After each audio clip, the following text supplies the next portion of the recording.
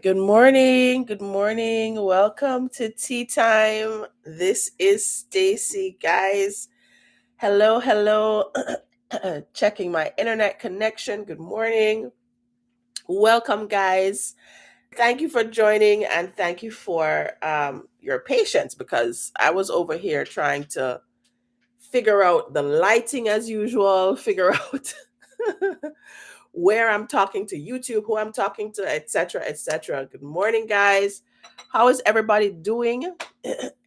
You will see that I am still in my sweater wear, so you know that I am not on an island. What are you guys drinking this morning? As you can hear, I sound like I have some things going on. Hi, Miss Denise. Morning. And that's because I am in process of healing um, from maybe weather change. We've had a couple of cold days here in Canada. Well, cold for me. When you live on an island for 50% of your life, when you're not on that island and in cold weather, it just feels like 20 degrees Fahrenheit. But it wasn't that cold. It was like 60s. Right? And I know for those of you who are like in New York, you're like, that's not cold, Stacey. I know that. But for me, yeah, let's just say I was definitely enjoying the cooler weather, but my body was like, what is going on? This is not Jamaica temperature. Anyway, how are you guys doing? I'm over here still making my tea, right? Yeah. It's like I literally can't have this conversation without tea. Yeah. So, whatever you're drinking this morning, I hope it is delicious. I hope it's your warm cup of joy. We are going to be talking today about an interesting area that I hope some of you think about when it comes to your everyday life. Like, we're not always winning at life, myself included. And that's actually why I picked this topic because I think a lot of times when you have um, teachers and coaches like myself that talk about success principles and that talk about mindfulness and how to use energy and different theories to create success in your life.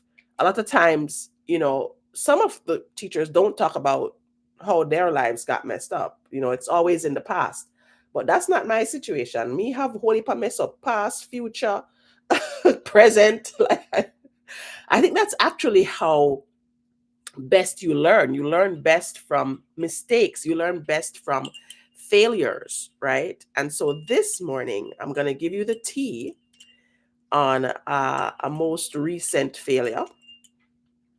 It's actually what I'm experiencing right now. I'm in the middle of it, right? And so I thought, yeah, it's a good time to talk about it. My tea time community, they'll listen in and give me some good energy. So, you got your tea, guys? I got mine. Mm. So I had lemon ginger, and then I put some of this liquid garlic. Ooh, I put some of this liquid garlic in the lemon ginger, and it feel like it needs some more honey. It's literally liquid garlic, guys. It's crazy. I don't know where Honey Boo got this, but it is. It's all the things. Anywho, um, okay. So as you guys would know from last week, I told y'all that I manifested this opportunity to come to Canada. And I got selected. It's actually on my feed. So if you don't know what I'm talking about, if you were not here last week when I was telling you about this manifestation, you need to go check out my feed.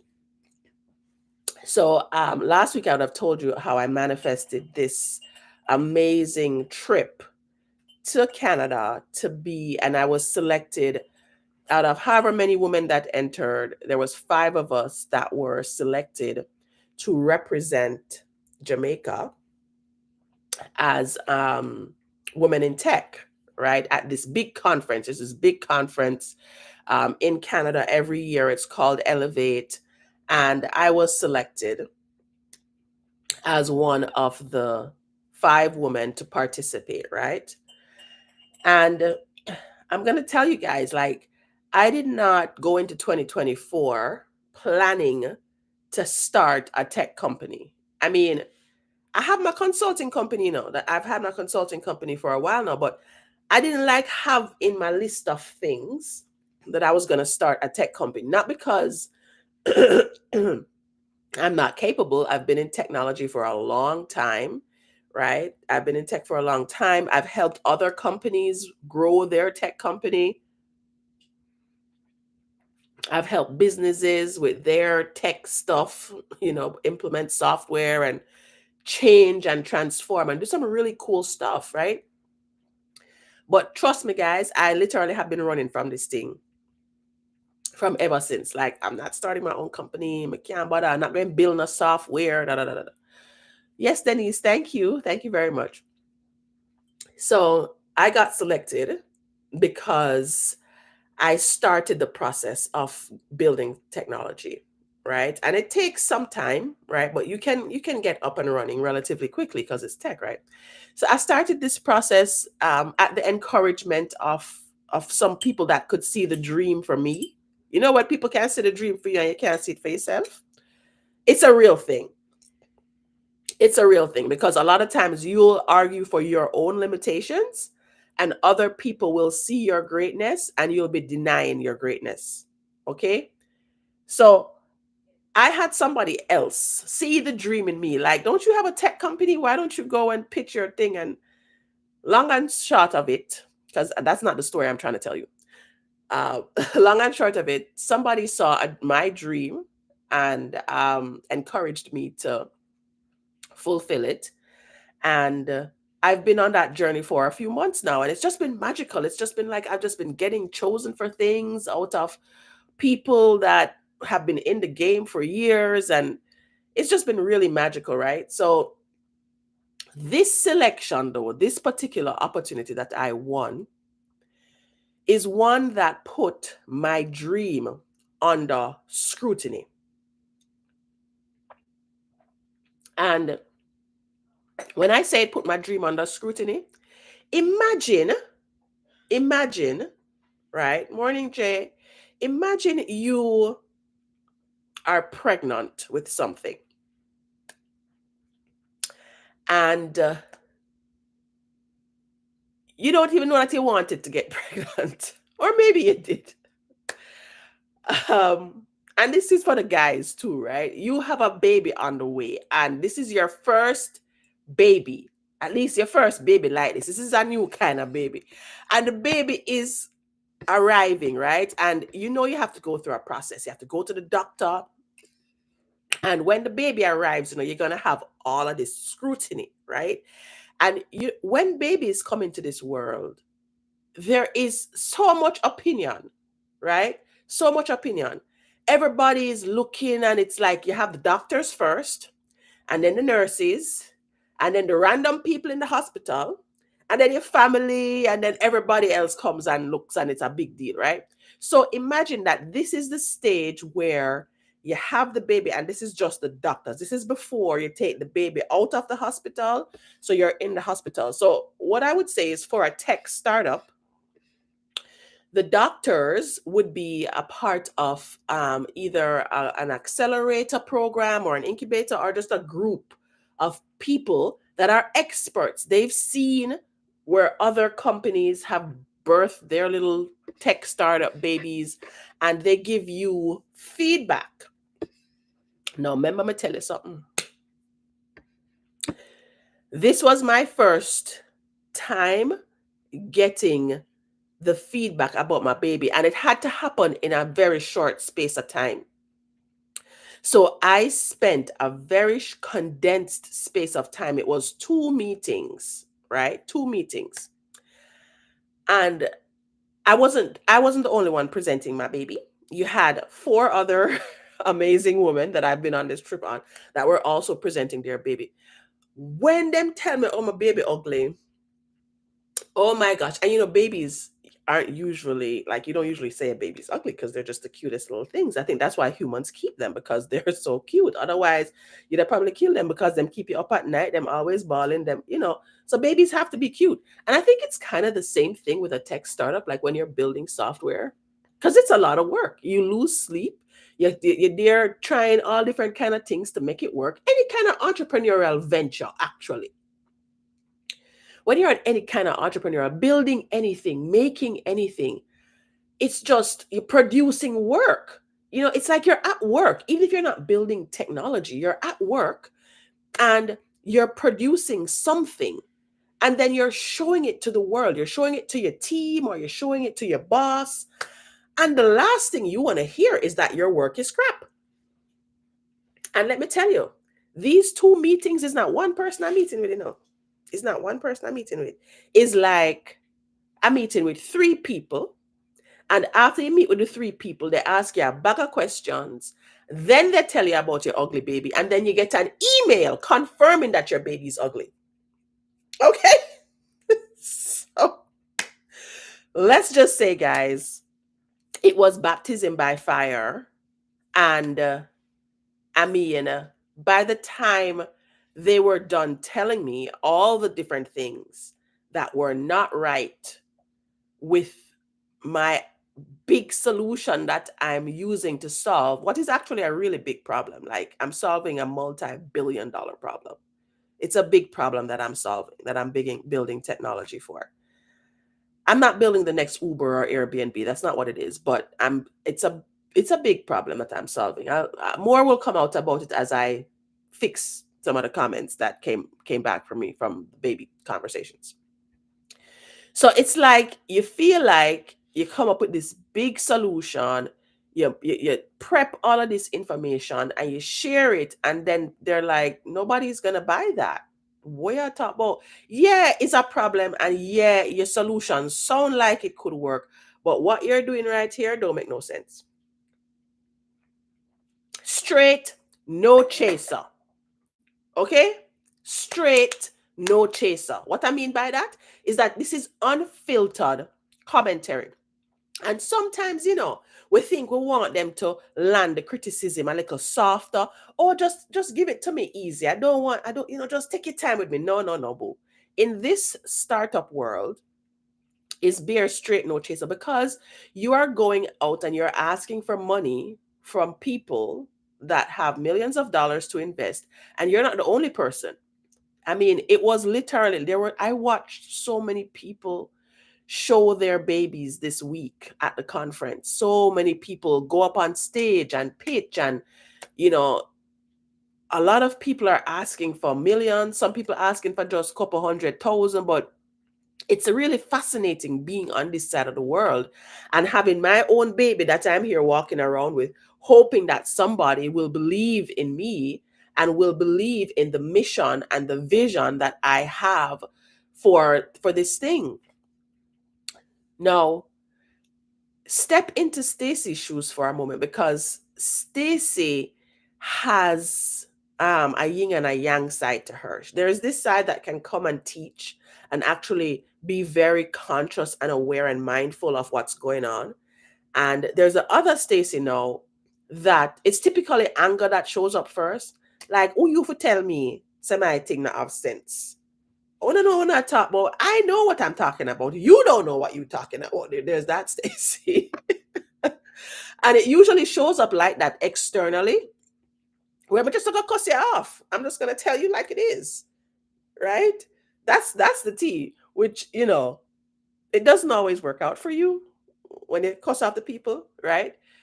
And the same person that will cuss off people because they don't know what they might talk about is the same person that also will be processing a lot of doubt about what you're doing. It's also the person that will process, maybe I am not good enough.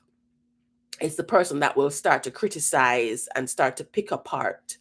And in the past, I would have spent a lot of my time criticizing myself whenever I would fail at something. This is not about making mistakes. This is about failing. Like you literally try to do something and it does not work. And you're not doing it in secret, you're doing it in public and it does not work. Right? And I tend to get into this frame of mind that maybe you do as well, where failure is just failure. It's not feedback. It's not something that you feel you can learn from. It's just something that stings you. Sometimes you feel it in your heart space, or you feel it in your gut. And your mind, because your mind is so programmed to get back to safety, the most immediate thing it wants to do is run. That's the most immediate thing it wants to do.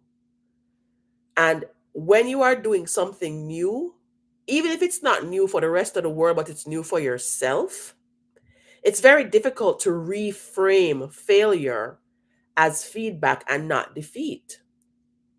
And it's also very easy to take it personally. Like, this is not, they're not talking about this solution that I'm building. They're talking about me. I am what's wrong with this. Okay.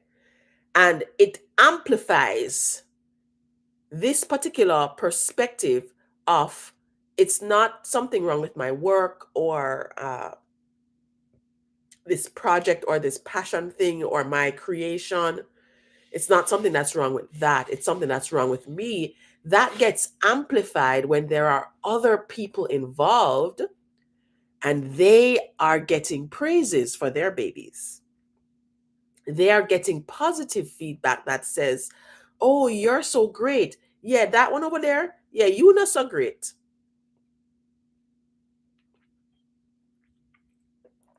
You get what I'm saying?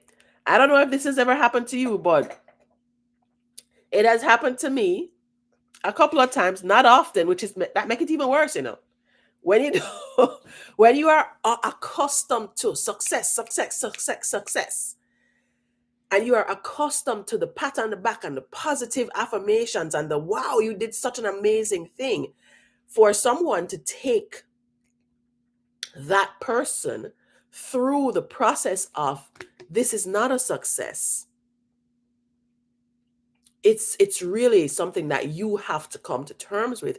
And this particular conversation today is to share how over time I have gotten to a place where I've learned to process it in a way that, while the feelings may come up, because the thoughts are going to come up, the thoughts of, I am the failure, this is not a good idea, I shouldn't bother, I'm just going to give up, when all of those thoughts come up, it's a good opportunity to actually share what I'm doing now that makes it have a softer landing, right?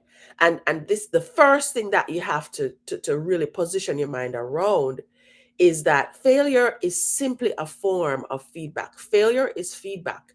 No matter what way it comes to you in, it could be your health is failing. That's one of the common ways that your body tells you. It's just feedback. Your body is giving you feedback that you need to do something different around your wellness. At work, it's feedback about your work, about something that you can probably learn to do better, or do differently, or do in a different place, because they can't appreciate you where you are, right? It's showing what needs to be improved.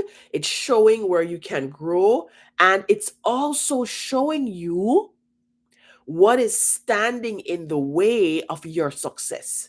So it's almost like a beacon of light, even though it feels like a big pothole on a street in the middle of rain where you can't see it, and you just drop in there, boof, and you mash up the whole of the front end of the car. Even though it feels like that, it's actually a beacon of light that is guiding you towards your success.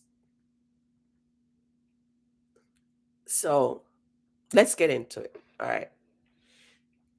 One of the things that I love to do is I love to talk about my teachers. So this week I wanted to talk about Napoleon Hill, because Napoleon Hill wrote the book Think and Grow Rich. Everybody's familiar with it. A lot of people have read Think and Grow Rich to create wealth, right? To create wealth for themselves. And it makes sense. Rich is in the title. But there are so many gems in that book that are applicable no matter where you are in your life, right? It could be about your money, it could be about your career, it could be about your love life, etc. And what Napoleon Hill says in Think and Grow Rich is that every single adversity, every failure, every heartache carries with it the seed of an equal or greater benefit. Isn't that magical? Let me say it again. Every adversity, every failure, every heartache carries with it the seed of an equal or greater benefit. Oh, right away, me know say, just based on how Napoleon Hill break it down, just based on that, I know I can't fail. I know I can't fail just based on that. If every single adversity, every single failure, every single heartache carries a seed of an equal or greater benefit, that just means that on my way to my success, I'm just planting seeds that are going to help me to be even more successful when I get there. And what it should do for you is that it should remind you that in that moment where somebody's telling you that this is not working, that you did not get approved, that your business is failing over here because your accounts them bad and your taxes overdue, and whatever else is coming up as failure on your part, every single time that something like that happens, it is literally the universe. It's not even you have to plant the seed, no. The universe is planting a seed on your behalf that says, don't worry, there is an equal or greater benefit that is waiting for you on the other side of addressing this particular bit of feedback. Because remember, now we're treating the failure as feedback. So when you lose out on something like a job or an opportunity, you have to know, ask yourself, what seed is this planting? And maybe in the immediate moment of somebody telling you that you're failing or your baby's ugly, like I was going through, maybe in the immediate moment, you're not going to be able to learn to ask the question, what can I learn from this? I'll tell you that when I was in my pitch sessions and the coaches, and the investors or whoever came afterwards, when I was in that process, and one of them was just like, I hate when people do what you just did.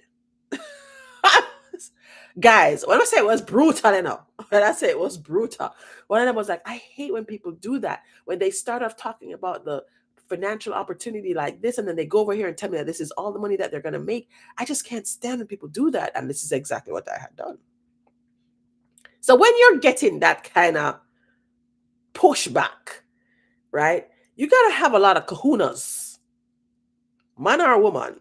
You really have to have a lot of strength in your back to manage the feedback. So in that initial moment, you may not be able to find, the thoughts or the words that say, what can I learn from this?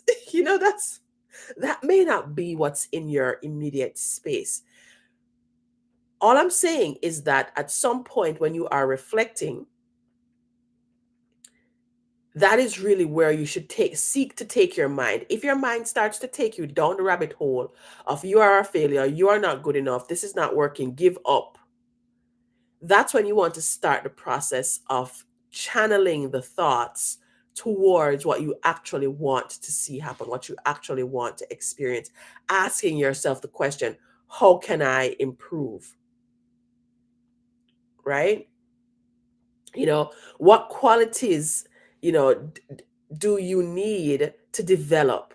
You can even use that reflection moment to think positively about the other people that may have been in the same race with you, that may have been applauded. Maybe the other persons, if they're, especially if you're in the same room, would have gotten positive feedback. You can pull on things that were positively shared with them and use that as a way to support your mind as it starts to spiral, because ultimately the feeling of failure is one that makes you spiral into self-doubt. That's really what it does. It creates a downward spiral into self-doubt if you are not being smart about the things that people are saying to you. All right. So that's the first thing you got to do. You have to really view failure as feedback. And then when you are stepped in a moment of reflection, you start to think through the questions. What can I learn from this? What did I see or hear from others that I can use to my benefit? How can I improve based on the feedback? And try your best not to get angry well, I won't say don't get angry, but manage the anger, right? Because anger can be a healthy emotion, but just observe it. Don't be there lashing out at the people and telling them off. What I can say about me, because I was on camera and everybody could see my face don't lie, and let me tell you, see, after the meeting, the other ladies came up to me and they were like, "Oh my God, Stacey, I could just see it on your face that you were so over all of the feedback."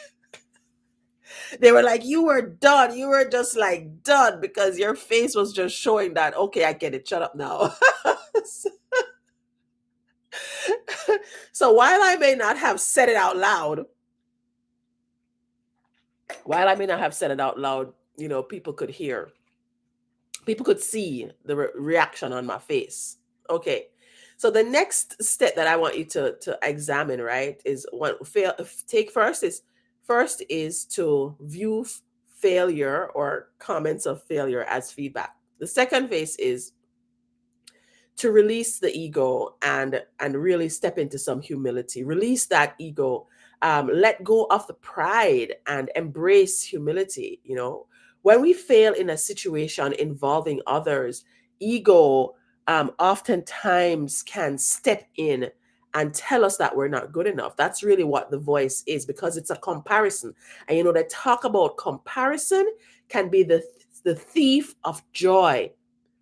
And it's a true thing, because the moment that you step into compete, that is the moment that your joy can get stolen, right?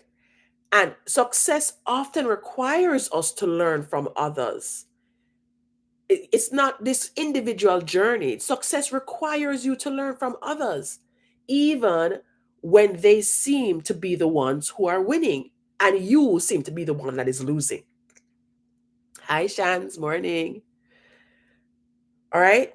So when you are thinking about um, comparing yourself to others, you have to recognize that the other people in your life are actually meant to support you. Everything in life is for you. I posted one of the shorts, one of the reels in my week that has just gone by, was about everything in life being for you. And in the place where you are in a situation where other people, you are in a comparative situation with other people, and you see other people winning and you're not winning, this is when you need to really dig deep and recognize that everything in life is for you, including the other people that are winning, the other people that are around you that are exhibiting success, that are getting positive feedback. And guys, I mean, I am in this experience of just some amazing other people. Like, I mean, the women that I'm on this trip with, the women that I was selected with, are so amazing.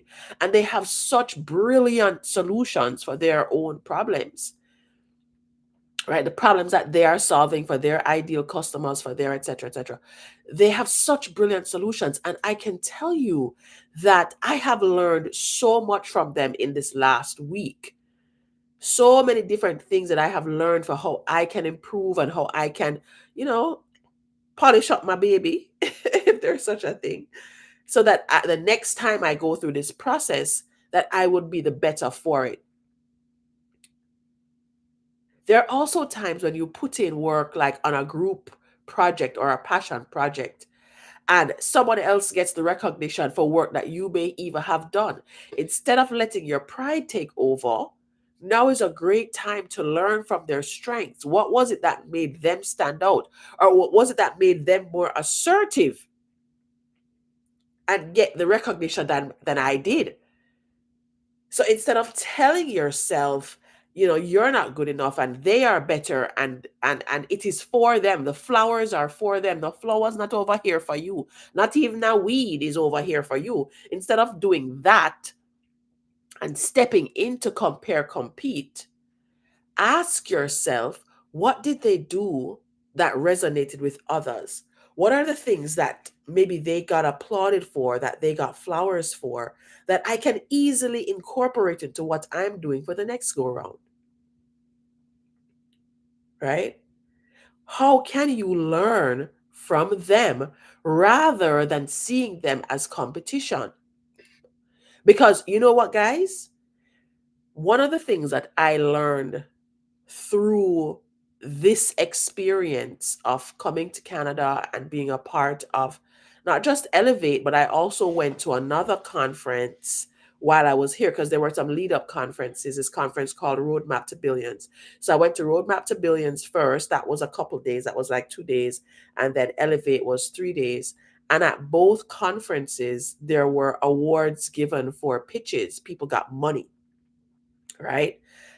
One person got $20,000 at one conference, and then at the other conference, one person got $25,000, and another person got $200,000. A couple of people that I know, one got $1,000, one got $3,000. So there was different levels of prizes that were being given out for people's hard work. They had to birth this baby, they had to nurture this baby, so they got prizes for their hard work. And one of the things that I learned while watching money go out to other people is I learned how much money was available to go out. Oh, it was a beautiful aha moment for me. When you listen to the different investors and the policymakers, like the ministers and stuff like that, they kept talking about how much money the government and the World Banks were pumping into the entrepreneur ecosystem, how much money they were pumping out to entrepreneurs, people that have ideas, people like you and me that have ideas. The the powers that be out there have billions, not millions, billions of dollars that they are putting towards people like us to solve problems that the world is experiencing. And so I thought to myself, well, hello, if billions is out there for me to help make an impact, then I'm going to keep going, right? Just because I did not win in this go round does not mean that I should not be using the dream as fuel for my growth. Does not mean that there is a limitation on what is available to me.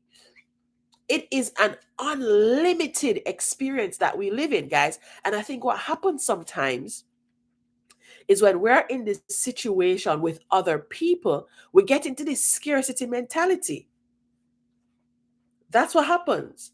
We get into a scarcity mentality and we feel like if we don't win now, we can't win, and therefore we come out of the race. Right? That's what happens. But what if I'm to tell you that the world expands so that we can have our flowers? The world, life makes room for you and your gifts. If I did not believe it before, this experience of being selected in this very unlikely win of mine, like that was a huge win to get selected out of however many hundreds of people to come here with the four other ladies. That was a big win. And I can't lose sight of that win. I can't lose sight of that. Right? So clearly there is expansion. So clearly I came here to get something. Maybe it wasn't the $200,000 check. I came here to recognize that yes, there's 200,000, but there's billions still available.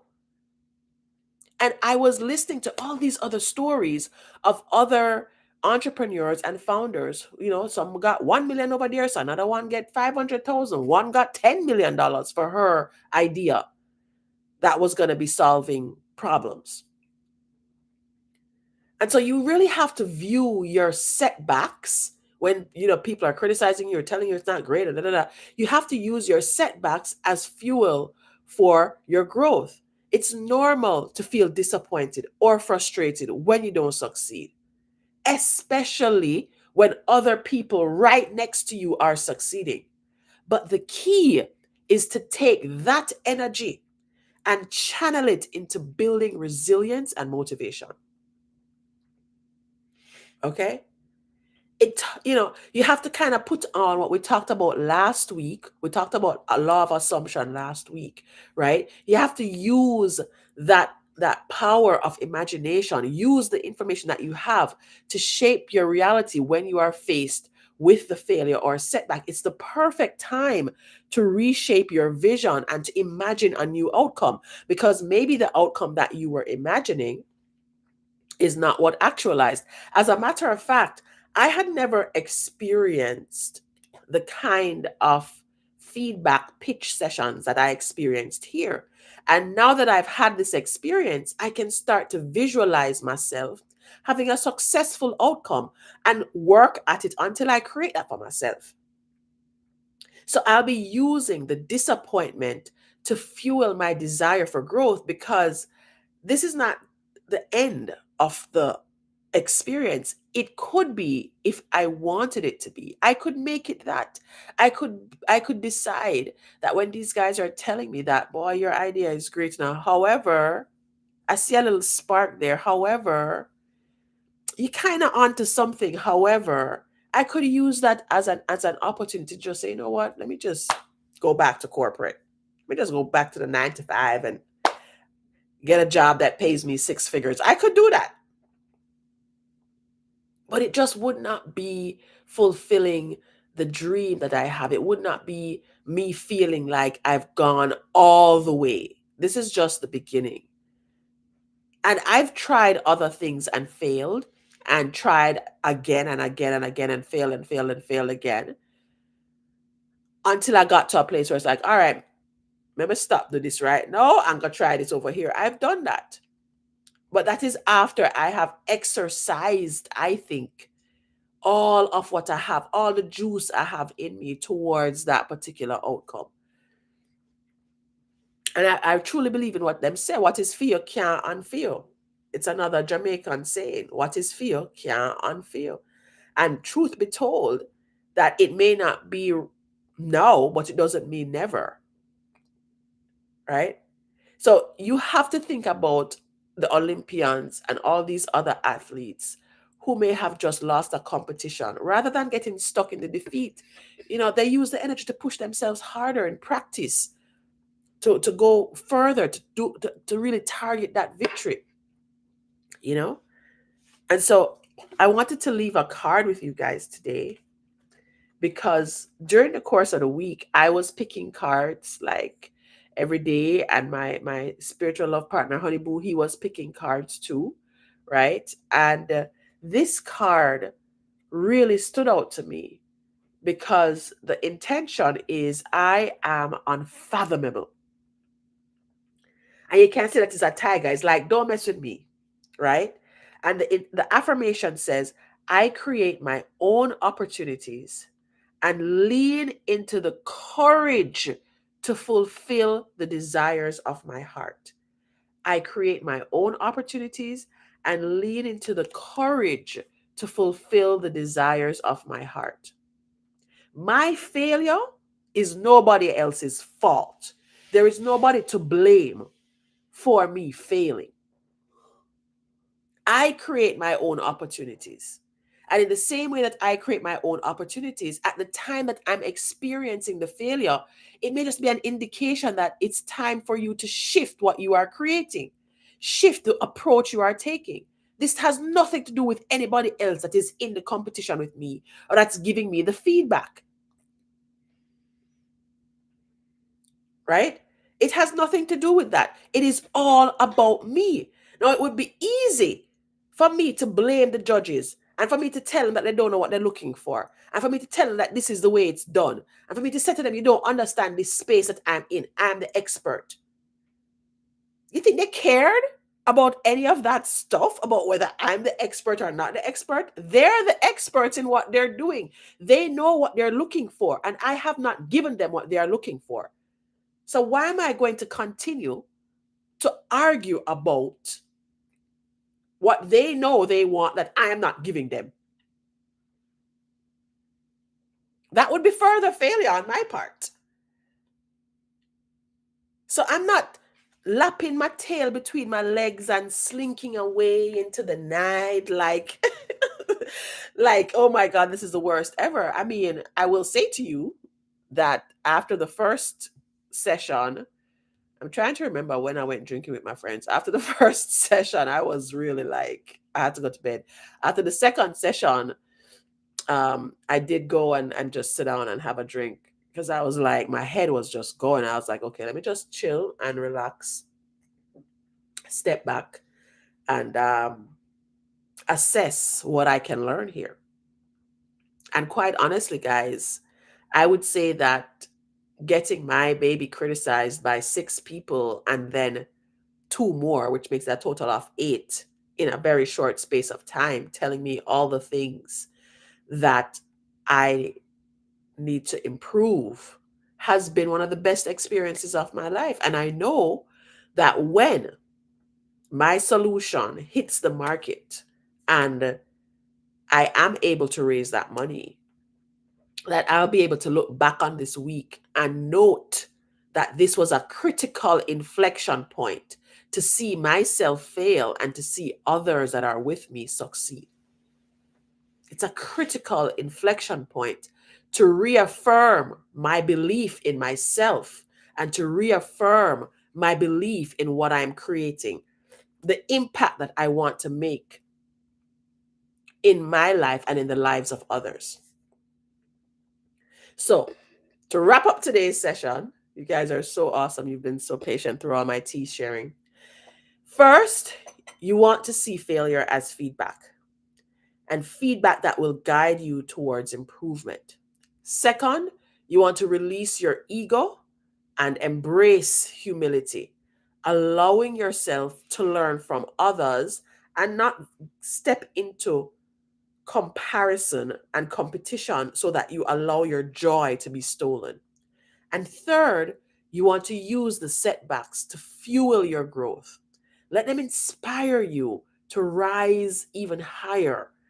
Or even if you can't rise higher in the moment, let them inspire you to stay the course until you have left everything on the table and you realize this is no longer the dream that I want to fulfill. Failure isn't the end, guys. It's just a stop. It's a stop on the way to the journey. I told you, sometimes the failure might be you're on the road to success, and failure might feel like a big pothole. In Jamaica, we are experiencing those right now. It may feel like that, but it really is a stepping stone. It actually is something for you to leverage, for you to use towards the next. That's what it is. So each time you lose, you're gaining insight, you're gaining strength, and you're gaining direction.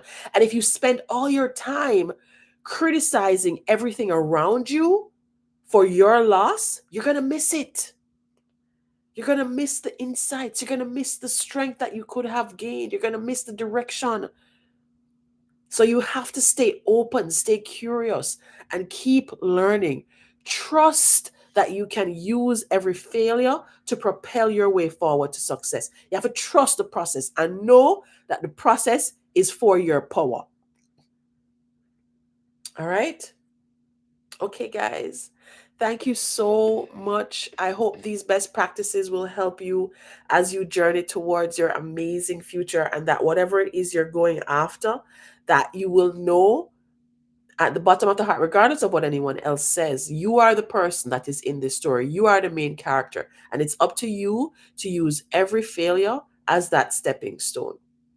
All right. Take care and have a wonderful day. Thanks for joining. Thank you. Take care, guys. Thanks so much.